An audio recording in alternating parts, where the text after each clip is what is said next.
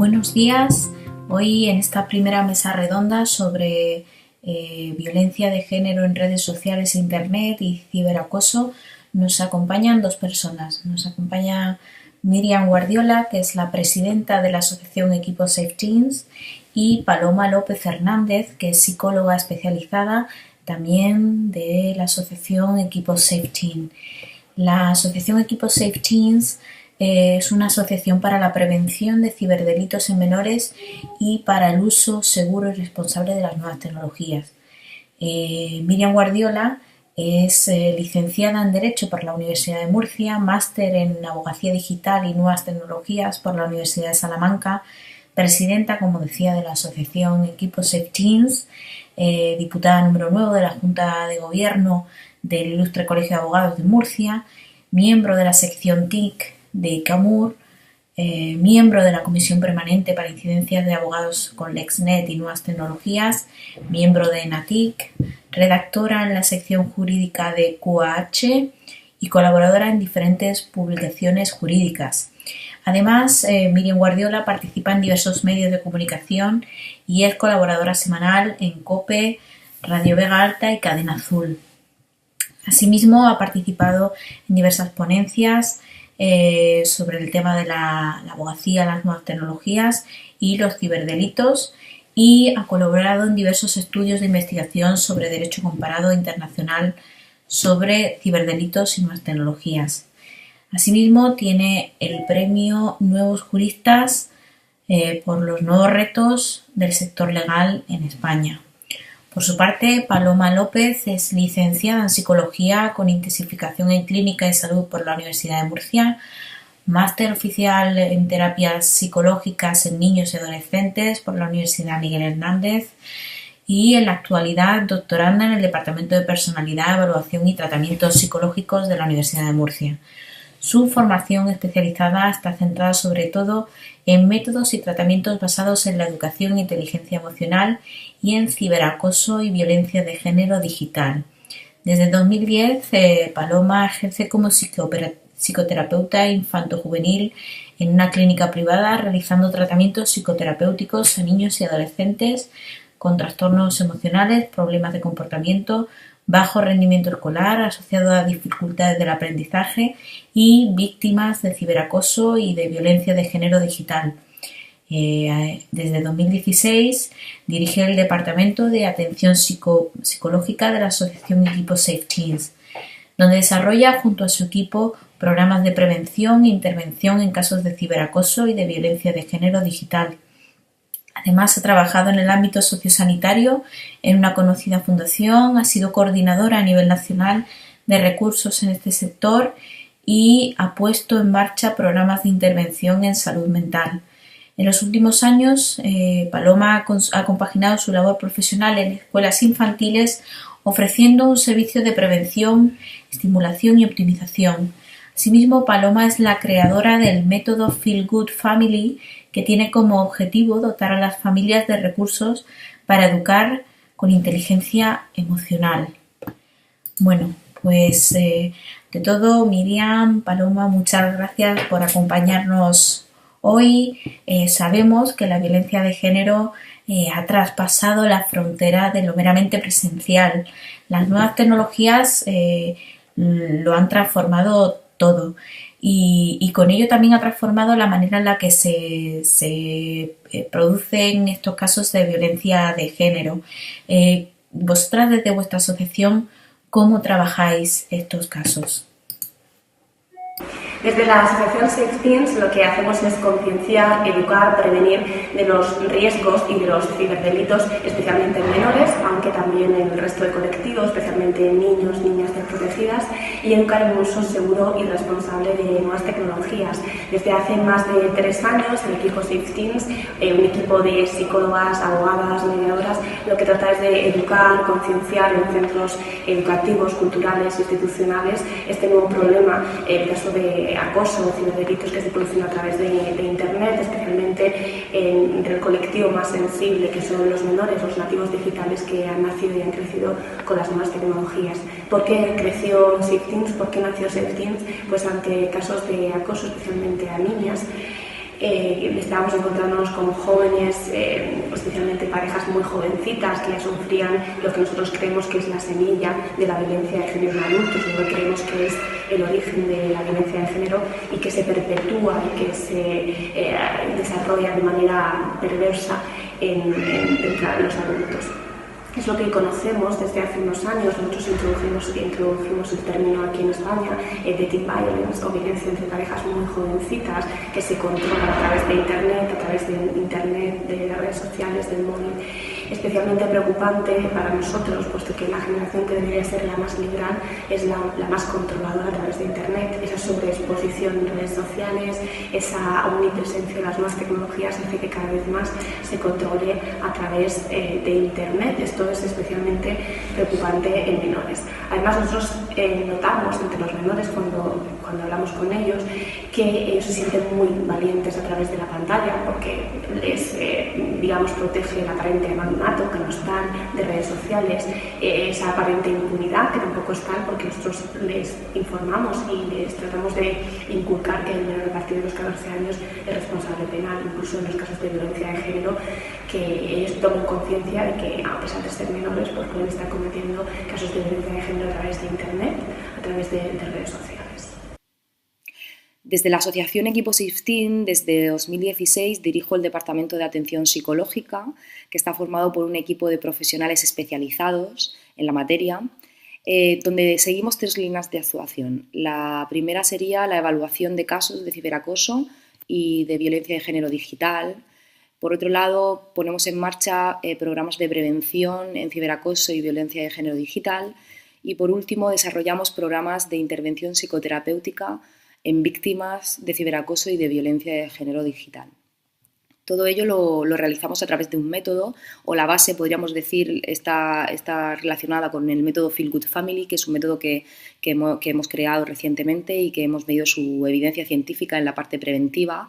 Y lo que queremos realmente conseguir con esta metodología innovadora es poder formar a las familias a través de la inteligencia emocional con el fin de poder prevenir posibles casos de ciberacoso, tanto por la parte acosadora como por la parte de la víctima, e incluso, muy importante, los espectadores, que son clave en el tratamiento y en la prevención del ciberacoso, como el del acoso tradicional, y también formar a las familias en inteligencia emocional, ofreciéndole técnicas y herramientas para poder gestionar con sus hijos adolescentes en relación a la violencia de género digital.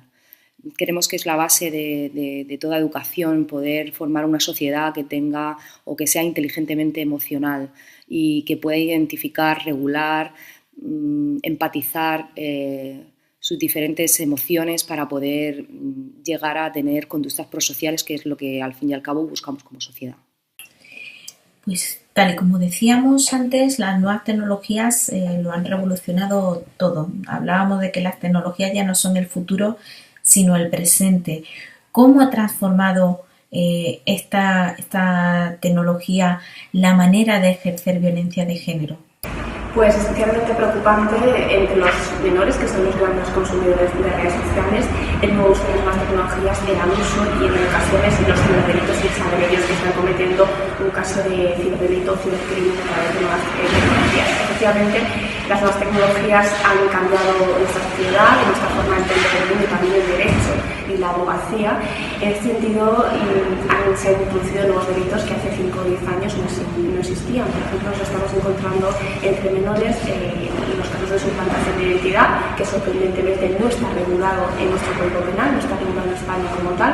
Únicamente tenemos el delito de usurpación del Estado civil, algo que se ha criticado mucho porque en el año 2015 se modificó el Código Penal, pero sin embargo no se introdujo este delito de usurpación de suplantación de identidad. Es decir, cualquier persona puede, mediante una captura de pantalla, establecer un fondo de perfil, con un perfil o una plataforma en redes sociales, con usar nuestro nombre y apellidos y actuar en nombre de otra persona.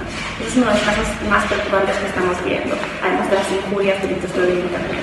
Otro caso muy frecuente entre menores que nos estamos encontrando cada vez más es el delito de sexting, que se reguló por primera vez en nuestro ordenamiento jurídico en el año 2015 en el artículo 197, apartado 7 del Código Penal. Es un delito de revelación de secretos cuando una persona cede, divulga, difunde una imagen de carácter íntimo, a veces de carácter erótico, pornográfico, sin el consentimiento de la víctima, aunque la víctima en su origen lo hubiera emitido voluntariamente.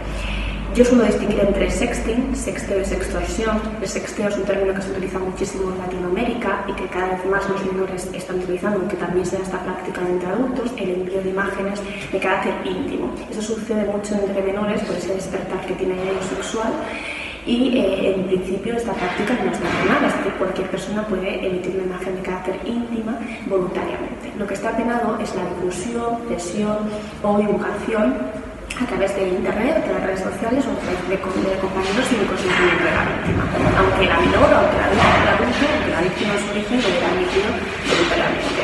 Tiene hasta penas de prisión y multas muy elevadas para que seamos conscientes de que no es impune. Tuvo su origen, todos lo conocemos, en el caso Olvido Hormigos, este caso de sexting, de difusión de un vídeo de carácter pornográfico íntimo, sin el consentimiento de la víctima, impune en su momento porque no estaba regulado este tipo penal en nuestro ordenamiento jurídico y finalmente en el año 2015 se puso fin a esta discriminación.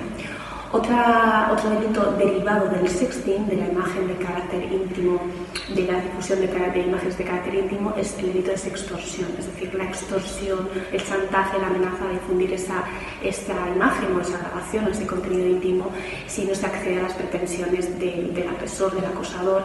Estas pretensiones pueden ser de carácter económico, pero en la mayoría de ocasiones nos encontramos con pretensiones de carácter íntimo o personal, es decir, si no ceden a las pretensiones del agresor, del acosador, si no continúan bajo su control, pues tienen la amenaza de difundir o extorsionar o chantajear a la víctima con difundir esas imágenes. Eso es un delito también muy grave. Otro delito con lo que nos estamos encontrando muy frecuentemente entre menores es el delito de stalking, del artículo 172 del Código Penal. También es un delito nuevo, creado ex novo por primera vez en nuestro ordenamiento jurídico tras la reforma del Código Penal en el año 2015. Es un delito de acoso reiterado, insistente, ese hostigamiento, esa persecución de la víctima que le impide tener a la víctima una vida normal y que el agresor no está legítimamente autorizado para contactar con la misma. Aunque nuestro Código Penal no dice en el 172 específicamente que se trata a través de las nuevas tecnologías, en la práctica lo que nos estamos encontrando es que el 80% de los casos de este acoso reiterado insistente se está produciendo a través de redes sociales, a través de internet, a través de las nuevas tecnologías. Es un delito muy frecuente. Otro de los delitos más frecuentes que nos estamos encontrando es el delito de Murphy, es decir, la distorsión de una imagen utilizada con fines muy distintos de los que en su origen se emitió, y también los delitos de injurias, calumnias, vejaciones a través de redes sociales. Es cierto que muchas veces existe una delgada línea entre lo legal y lo no legal en cuanto a Internet y redes sociales. En ocasiones damos por sentado que ciertas actitudes o comportamientos en las redes son normales y que no constituyen delito.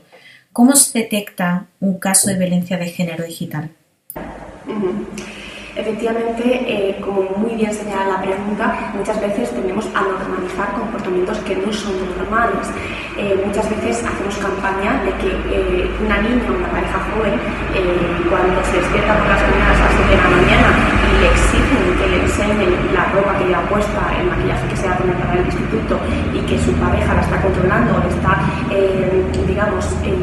supervisando su control o su autorización, el hecho de llevar una determinada ropa, un determinado vestuario, esto es un control obsesivo. Pero es que también, además, a las 11 de la mañana normalmente nos encontramos con que el chico, normalmente chico, pero también puede ser chica, pues le está preguntando que qué hace en redes sociales, por qué ha subido ese comentario a Instagram, a Facebook, que qué hace con sus amigas. A las 3 de la tarde he visto que has publicado esta foto, no me gusta, retírala de la red social. A las 11 de la noche, a las 12 de la noche, ¿qué haces todavía en línea? Que no estás dormida. Esto es un control obsesivo, compulsivo, a través de redes sociales. No es normal y no debemos normalizarlo. En lo que llamamos la escalera del amor, nosotros solemos decir desde la asociación que empiezan controlando el móvil y terminan controlando tu vida. Es importante inculcar, concienciar, educar a los más jóvenes que esto no es amor ni son comportamientos normales, aunque se trata a través de las nuevas tecnologías, de las redes sociales, es otro tipo de violencia de género. No es física, no es sexual, digamos, pero es un daño moral que se está ejerciendo a la víctima y que en ningún caso debe normalizarse. Esto es un mal endémico que cada vez estamos sufriendo más en la sociedad del siglo XXI. Estos nativos digitales, los niños que nacen, crecen y se están desarrollando con las nuevas tecnologías, deben ser conscientes de ellos. No se trata de eliminar las nuevas tecnologías de nuestra vida diaria. Las nuevas tecnologías, yo siempre lo digo, es una herramienta muy necesaria para el desarrollo psicosocial del menor. Incluso la Ley de Protección de la Infancia y la Adolescencia dice que la alfabetización digital es necesaria para el desarrollo social del menor, es el futuro, pero también puede ser una arma muy peligrosa. Bueno, y un poco al hilo de lo que comentábamos, ¿de qué forma regula la ley actual la violencia de género en redes sociales? ¿Existe verdaderamente alguna forma de probar que efectivamente una mujer está siendo víctima de este tipo de violencia de género? ¿Se puede denunciar? ¿Qué tipo de pruebas se pueden presentar? Pues actualmente no existe una regulación específica que contemple específicamente los casos de injurias, vejaciones a través de redes sociales. Lo que tenemos es, de verdad, es cierto, desde el año 2015 son nuevos tipos penales que regulan ciertos casos de violencia de género a través de Internet que no estaban regulados, como el caso del sexting o el caso del stalking que ya hemos visto anteriormente. Lo que sí regula el actual y reciente Pacto de Estado es que esas injurias a través o esas vejaciones a través de redes sociales no se consideren como delitos leves cuando están afectando a las personas víctimas de violencia de género, el artículo 173.2 del Código Penal. En este caso es un paso muy importante porque actualmente la mayor parte de esas agresiones verbales se producen a través de Internet, a través de redes sociales, en redes sociales tan conocidas como Facebook, Twitter, Instagram, donde parece que ellos andan de manera impune. Es muy importante concienciar de que este tipo de actividades o este tipo de comportamientos no son legales, no son lícitas ni van a quedar impunes, aunque posteriormente se elimine o se trate de borrar. Es posible rastrear este tipo de comentarios. Las fuerzas y cuerpos de seguridad del Estado ya cuentan con recursos suficientes para rastrear y recuperar ese tipo de conversaciones, aunque han sido borrados. Por ejemplo, tenemos el caso del juicio de la manada, que aunque ese vídeo o varios de los vídeos en los que se grababa esa violación física se habían eliminado, las fuerzas y cuerpos de seguridad del Estado consiguieron recuperar esas grabaciones, con lo cual es muy importante que se tengan en cuenta que este tipo de comportamientos pues no van a quedar impunes.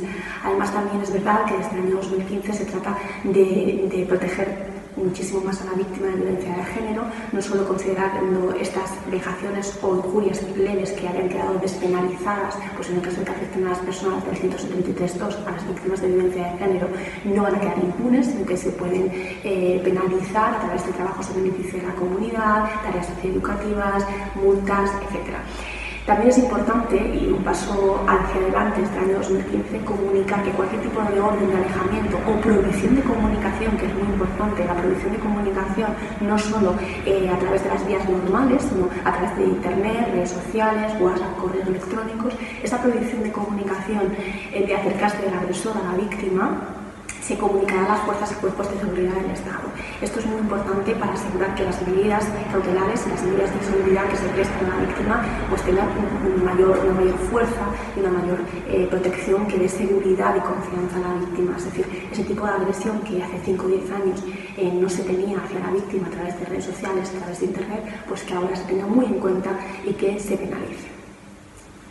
Y bueno, Miriam, Paloma, ya hemos visto un poco cuáles son las diferencias entre la violencia de género típica o tradicional, que podamos llamar, y la violencia de género en redes sociales, la violencia de género digital, en cuanto a forma.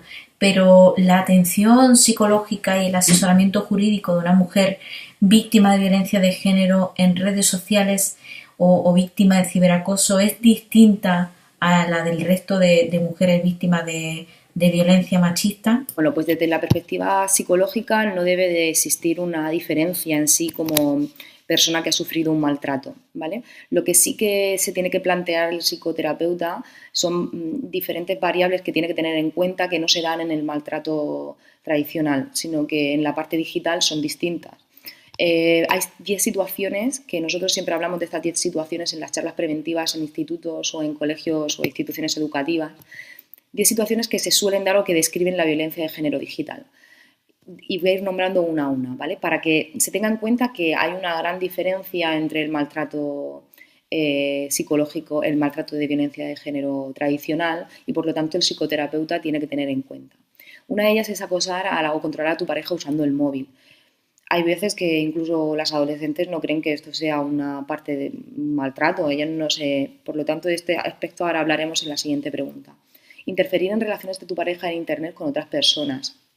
Espiar el móvil de tu pareja, censurar las fotos que tu pareja publica y comparte en las redes sociales, controlar lo que hace tu pareja en redes sociales, exigir a tu pareja que demuestre dónde está con un geolocalizador, obligar a tu pareja a que te envíe imágenes íntimas, comprometer a tu pareja para que te facilite sus claves personales, obligar a tu pareja a que te muestre el chat con el que está hablando con otra persona y mostrar enfado por no tener siempre una respuesta inmediata online. Estas 10 situaciones son las que tiene que contemplar el psicoterapeuta o el psicólogo para poder hacer una buena intervención a través de unos objetivos que se planteen en el tratamiento. Luego, por otro lado, hay que tener en cuenta también el impacto. El impacto social de la violencia de género tradicional y de la violencia de género digital o ciberacoso es diferente, ya que nosotros hay una fórmula que siempre decimos en las charlas preventivas en colegios e instituciones educativas, que es 24/7 igual a 365. Los niños, los alumnos, los adolescentes enseguida comprueban con su móvil, lo sacan corriendo y dicen no está bien hecho, 24/7 no es igual a 365. Efectivamente no está bien, porque no es una fórmula matemática. Lo que queremos decir con esta fórmula metafórica es que el acoso o la violencia de género digital o el ciberacoso se puede ejercer durante 24 horas, 7 días a la semana, igual a 365 días al año. Por lo tanto, ese impacto emocional está fuera del control de cualquier persona, y poder ejercerla durante tanto tiempo son unos efectos que a largo plazo, medio-largo plazo, van a ser diferentes en relación a la atención psicológica que nos tenemos que plantear de una violencia de género tradicional o de un acoso tradicional. No quiere decir que sea menos importante, ¿vale? Lo que tenemos que es adaptar el tratamiento digital, de manera digital, ya que hay unas variables que interfieren que en el modo operandi de un maltrato tradicional o de un acoso tradicional no se dan.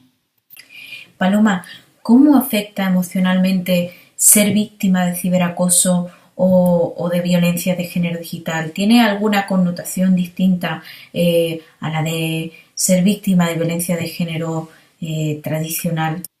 Bueno, pues en este aspecto tenemos que diferenciar entre víctimas de ciberacoso y de violencia de género digital, porque el perfil es diferente y el modo operandi también, ¿vale? Me voy a centrar en principio en la parte de violencia de género digital, ¿no? ¿Cómo afecta emocionalmente? Bueno, los diferentes trastornos o sintomatologías están muy relacionados con una mujer que ha sido víctima de violencia de género tradicional. Por lo tanto, este es un aspecto que tenemos que tener en cuenta. El maltrato físico deja secuelas evidentes, ¿no? Pero ¿qué pasa a nivel psicológico con la mujer que ha sufrido una violencia de género digital? Y el deterioro emocional que sufre la víctima de violencia de género digital durante la relación, e incluso también después de haber roto esa situación, ¿no?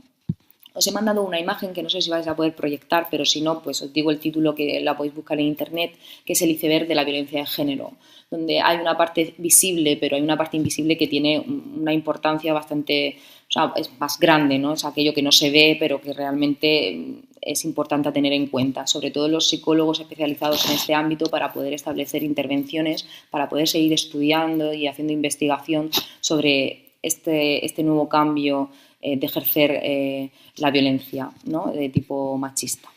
Desde el punto de vista de la salud mental de la víctima, la exposición a una violencia o a un abuso emocional continuado, que podríamos estar hablando de la violencia de género digital, aun cuando no existía violencia física, puede provocar consecuencias muy, muy graves y que se requieren de tratamientos terapéuticos adecuados para poder superarlas. ¿Vale? Entre los principales trastornos psicológicos que puede desarrollar una víctima como consecuencia de la violencia sufrida, podemos encontrar los siguientes. La depresión, que son episodios a los que de violencia, los episodios de violencia a los que la víctima se ve sometida suponen un evento estresante que deriva en una falta de control o de situación sobre la situación, sentimientos de culpa, etc. Luego también se puede dar el caso de trastornos de ansiedad. Aparecen en el intento por intentar poder controlar los estímulos que pueden suponer un peligro ante el agresor. Luego hay algún estudio o en la literatura se ha podido observar que el trastorno obsesivo-compulsivo también ha podido estar relacionado con las mujeres que han sido víctimas de violencia de género, ¿no? Por un intento de controlar todas las situaciones pueden llegar a desarrollar pues, conductas muy compulsivas y pensamientos muy obsesivos sobre el agresor. Prácticamente en un 99,9%, por no decir un 100%, presentan baja autoestima. Se relaciona con la tendencia de la víctima a autoinculparse de la situación influenciada por las críticas o las descalificaciones constantes a las que se puede ver sometida. Hay otro trastorno también que tiene una alta prevalencia en la violencia machista, que es el trastorno de estrés postraumático. Este trastorno, cuando es derivado por la violencia de género, se diferencia de otro tipo de sucesos traumáticos en que afecta y desestructura la visión de la víctima, ya que la situación estresante se produce en el hogar, ¿no? Lugar que se presupone que es de seguridad y de protección. Por lo tanto, bueno, pues es un trastorno a tener en cuenta porque se puede dar en mujeres que han sido víctimas de violencia de género. Por otra parte, tenemos una variable muy importante que se llaman distorsiones cognitivas, que este tipo de distorsiones hacen que la víctima minimice o reste importancia a las situaciones violentas vividas.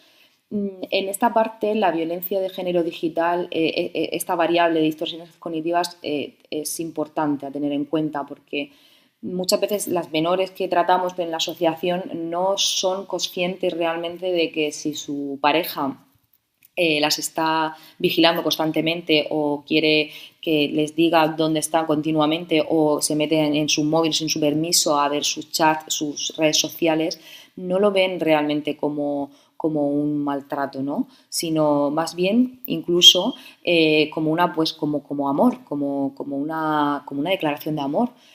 Aquí hay una distorsión cognitiva gravísima que tenemos que poder paliar a través de programas preventivos y educar a estas niñas, adolescentes y mujeres que creen que no diferencian entre lo que es el amor realmente o una situación donde tu pareja te quiera demostrar lo que siente positivamente por ti en relación a lo que podría verse como una de las 10 situaciones que anteriormente en la otra pregunta he ido nombrando, ¿no? Luego, por otro lado, está el síndrome de adaptación paradójica. Este síndrome es bastante similar al síndrome de Estocolmo que sufren las víctimas de secuestro y que crea como una dependencia psicológica hacia el agresor. En el caso de la violencia de género digital y de la violencia de género, pues se puede presentar de la misma manera, ¿no? Porque realmente la violencia de género digital, la adolescente, la mujer o la niña que está sometida a ese control excesivo a través de las redes sociales o a una extorsión debido a imágenes íntimas que su pareja le ha obligado a enviar, pues tienen una dependencia psicológica, emocional en esa situación sobre el agresor y sobre la situación en sí. Y por último, el síndrome de la mujer maltratada, ¿no? Parte de las secuelas psicológicas que presenta la víctima de violencia de género hacen que soporte incidentes de maltrato utilizando la minimización, lo que hablábamos antes, la negación o la disociación para poder justificarlos. Es decir, casi todas, como decía antes, bueno, casi todas no quiero generalizar, pero algunos casos que tenemos en la asociación sí que podríamos hablar que minimizan, justifican ese tipo de situaciones que antes he comentado como muestras de amor y de cariño de su pareja hacia ellas. Y aquí es donde está la clave, aquí es donde tenemos que educar y prevenir, tenemos que enseñar a esas mujeres a saber que eso no está bien y que eso no es amor y que eso no son realmente sentimientos positivos ni de una pareja. Bueno, y para terminar, de los trastornos que he ido mencionando, ¿cuáles son los más prevalentes? Pues que una mayor prevalencia existe en la depresión y el trastorno de estrés postraumático, ¿vale? Además, aquí el TEP hay estudios muy interesantes porque, como he comentado antes, hay una diferencia enorme entre el TEP, podríamos decir, tradicional o trastorno de estrés postraumático de situaciones muy violentas al de la mujer víctima de violencia de género, porque la situación socialmente donde realmente nos debemos de sentir seguras es en el propio hogar, ¿no? Y en este caso pues es al contrario. Por lo tanto, llegados a este punto y a pesar de los avances que hemos conseguido en la consideración de este tipo de violencia, aún existen muchas ideas o mitos erróneos acerca de por qué se produce o por qué la víctima lo denuncia y permanece en esa situación. Y esto no ayuda nada a la recuperación psicológica. Por lo tanto, yo mando a hacer un ejercicio de reflexión acerca de qué podemos hacer cada uno de nosotros en este tipo de problemática para que tampoco se vean sometidas a una evaluación social debido por su situación propia de violencia de género. Se dice que los niños y las niñas de hoy y los adolescentes son nativos digitales. A mí me gusta decir que en ocasiones pues, no son nativos digitales solamente, sino que además son analfabetos digitales, porque no es solamente el conocimiento, sino el buen uso de las tecnologías lo que marca la diferencia. Lo que sí es cierto que cualquier chico o chica con 13 o 14 años ya tiene sus perfiles de redes sociales, su smartphone, su tablet, su acceso a internet. ¿Este hecho hace que la violencia de género y el ciberacoso afecte cada vez a más menores de edad? Sí, totalmente de acuerdo. Estamos dejando al menor un instrumento muy poderoso, pero también un arma muy peligrosa, sin una educación previa ni una formación especializada en la materia. Esto incluso a edades mucho más tempranas. Nos estamos encontrando con niños de 10, 11 y 12 años que están accediendo a contenido inapropiado para su edad, a redes sociales inapropiadas o a páginas web de contenido inapropiado para su edad. Yo tengo que hacer una crítica muy dura al sistema, a nuestro ordenamiento jurídico, y para que un poco se comprenda esta crítica voy a poner en antecedentes históricos o legislativos a los asistentes, a los oyentes que nos están escuchando. Es importante destacar que este año se ha rebajado la edad del menor para prestar el consentimiento a Internet a 13 años. Es una crítica muy dura que yo hago al sistema y tengo que poner un poco en antecedentes a los oyentes. Anteriormente, la normativa en esta materia regulaba que el menor, a partir de los 14 años, podía prestar su consentimiento y transferir datos de carácter personal. Eso estaba regulado por el artículo 13 del reglamento que desarrollaba la Ley Orgánica de Protección de Datos. El menor, a partir de los 14 años, podía transferir datos de carácter personal por sí solo, sin el consentimiento de sus padres. Pero por debajo de esa edad era necesario el consentimiento de sus padres, tutores, representantes legales, y esto estaba así hasta hace escasas semanas. El Reglamento Europeo de Protección de Datos, que es un reglamento, una norma, digamos, obligatoria, vinculante para todos los Estados miembros y que está por encima de nuestra normativa europea, de nuestra normativa española, establecía en el artículo 8 que el menor podía prestar su consentimiento y puede prestar su consentimiento a partir de los 16 años, pero dejaba libertad a los Estados miembros para que pudieran elegir la edad que estimaran conveniente siempre que no se bajara de los 13 años. Esto es así. En este caso, cuando se redactó el Reglamento Europeo de Protección de Datos, cuando se estuvo discutiendo y debatiendo, hubo una pugna, una lucha muy fuerte para proteger al menor y elevar la edad del menor a los 16 años. Y finalmente se consiguió elevar y proteger al menor a los 16 años, dejando en libertad a los Estados miembros para elegir la edad siempre que no se bajara de los 13 años. Esta lucha fue una lucha muy potente porque estaban presionando a los grandes gigantes, como los llamamos, como Google, como Facebook, las grandes redes sociales, intentando que se desprotegiera al menor y que se rebajara la edad para prestar el consentimiento del menor. ¿Por qué? Porque los menores son los grandes consumidores de redes sociales. Si un producto en Internet es gratis, es que el producto eres tú, el producto son nuestros datos de carácter personal, el producto son los niños, los menores, que son los grandes consumidores de Internet y de redes sociales. ¿Qué ha ocurrido? Que en España, con la nueva Ley Orgánica de Protección de Datos que se ha aprobado hace escasas semanas, lo que tenemos es que se ha desprotegido desde mi punto de vista al menor y se ha rebajado la edad de los 14 años que teníamos a 13 años para que el menor pueda prestar su consentimiento en Internet. Esto para mí es desproteger al menor. ¿Por qué? En primer lugar, porque efectivamente lo que se trata es de agradar a los prestadores de servicios. Es verdad que en Estados Unidos, desde donde proceden los grandes operadores de servicios, el Children's Online Privacy Protection Act, que es la norma que regula el consentimiento de los menores en Internet, fija la edad de 13 años. Lo que ha tratado aquí es de adecuar la edad de los menores en España a esa normativa de Estados Unidos, sin tener en cuenta que en Estados Unidos lo que se hace es desproteger a los consumidores de los datos de carácter personal.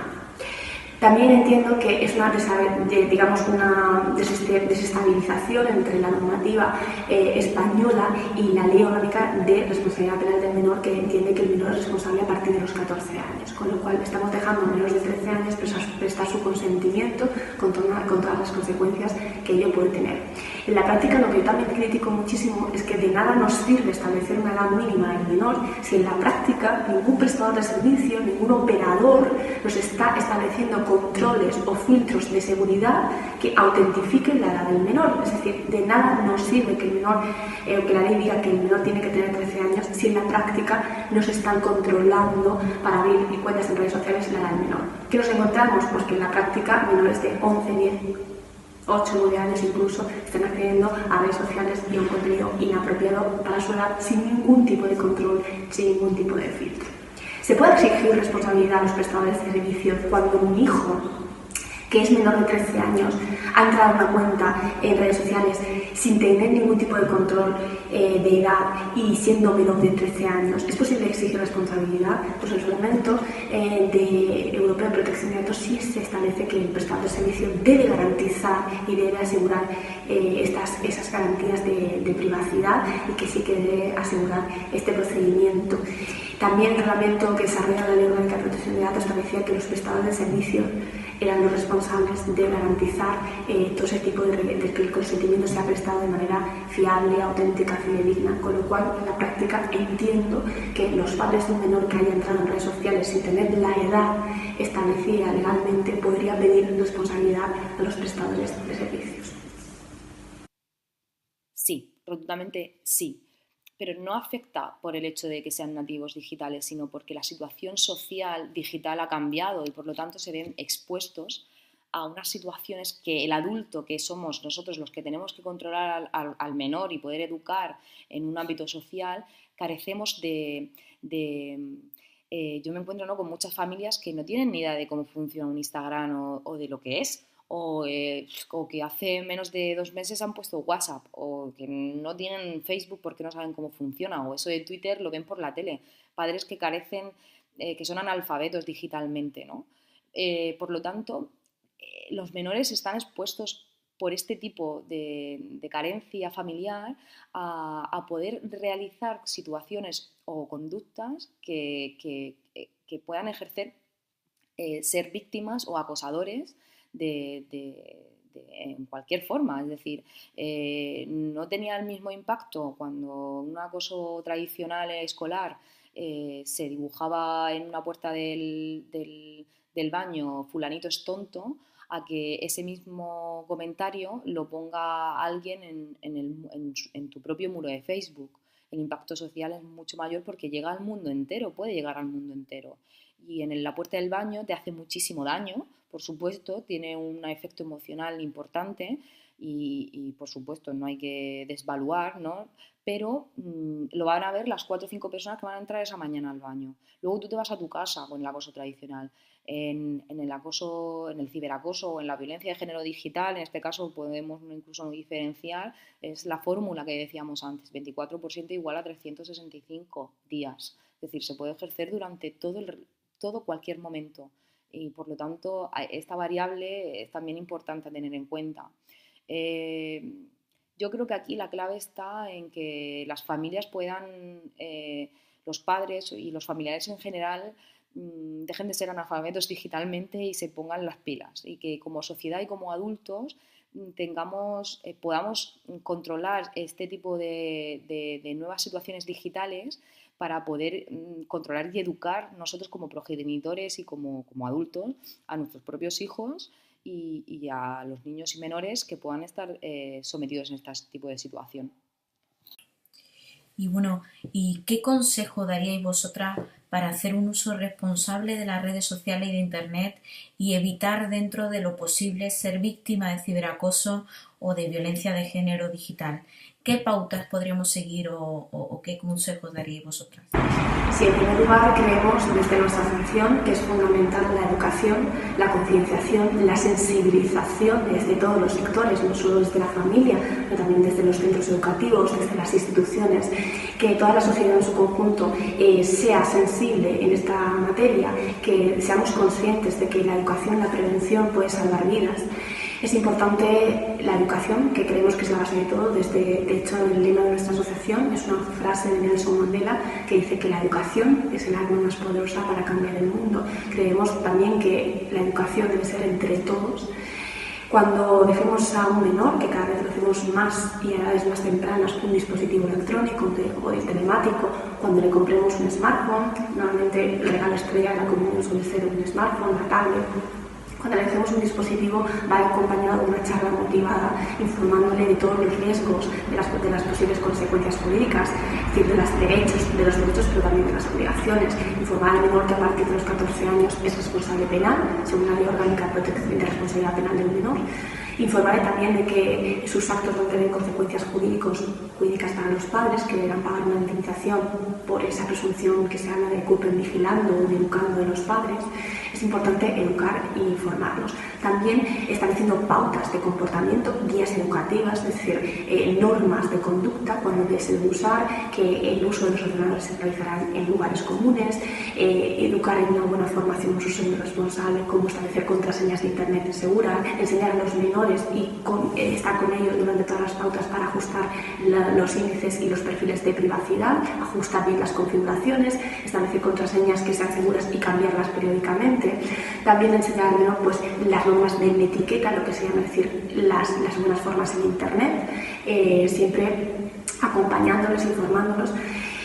Cuando tengamos alerta o cuando tenemos indicios de cualquier caso de acoso, ciberacoso, porque hay que estar muy atento a las conductas del menor, una bajada del rendimiento escolar, insomnios, cambios en sus hábitos de comportamiento, sus hábitos alimenticios, pues estar muy pendientes del menor y si tiene su origen en redes sociales. Aconsejo también el uso de las demás aplicaciones de control parental o apps de control parental, aunque más que control a mí me gusta hablar de supervisión y hablar no de vigilancia o espionaje obsesivo, sino de salvaguarda de la seguridad del menor. Hay aplicaciones en el mercado que cada vez están proliferando más y que están teniendo mucho éxito, como por ejemplo Custodio. También estamos desarrollando aquí desde el Instituto Tecnológico de Murcia lo que llamamos Vacuna Digital, que es una aplicación basada en inteligencia artificial que lo que trata es de prevenir tanto a los padres como al menor en el caso de que sufran casos de acoso o de ciberacoso a través de la red.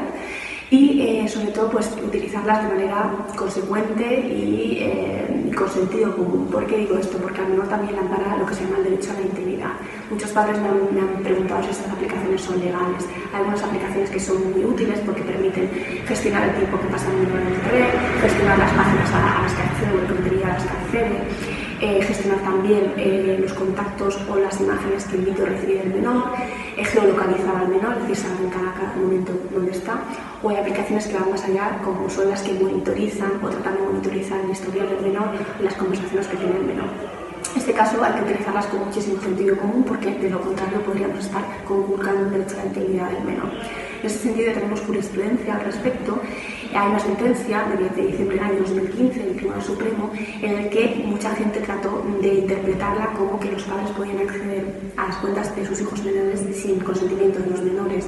Esto no es así. Esta sentencia del 10 de diciembre del año 2015 del Tribunal Supremo lo que admitió fue como prueba lícita, prueba válida en juicio, los datos obtenidos por una madre de una conocida red social de su hija, en este caso Facebook, en un caso muy grave de que la menor estaba sufriendo un caso de agresión, de acoso a través de Internet. En ese caso, el Tribunal Supremo lo que dijo es que la madre no podía haber ejercido bien la patria potestad o había sido incumplimiento o una vulneración del derecho a función que le correspondía a la madre si en este caso no hubiera ejercitado ese control a través de la menor. Es importante destacar que no hay reglas generales, sino que hay que ponderar muy bien los casos concretos, los intereses que están en juego, y en este caso en concreto una palmaria violación de los derechos de la menor cuando estaba sufriendo un mal inminente y grave. En ese caso se admitió que la madre, que no era cualquier otra persona sino que era su madre, la que accedió a las cuentas privadas de su hija menor para recabar la información y conseguir, pues digamos, inculpar al agresor. Y ya para concluir, ahora que tenemos una idea más clara de qué consiste la violencia de género digital y el ciberacoso y cuáles son las connotaciones que tiene, cómo afecta a las víctimas, ya para concluir, cómo debemos actuar al encontrarnos con un caso de ciberacoso o de violencia de género, ya sea en menores o mayores de edad. ¿Cuál es la forma de actuar en estos casos? Pues en primer lugar es muy importante que la víctima no se sienta sola ni desprotegida. Es muy importante que entienda que este tipo de acoso, ciberacoso a través de la red, no es su culpa, que no van a quedar impunes y que tampoco están desprotegidos. Muy por el contrario, es necesario que sea consciente de que puede acudir a cualquier tipo de fundación, asociación, al Estado, a cualquier tipo de administración, porque vamos a tenderle la mano.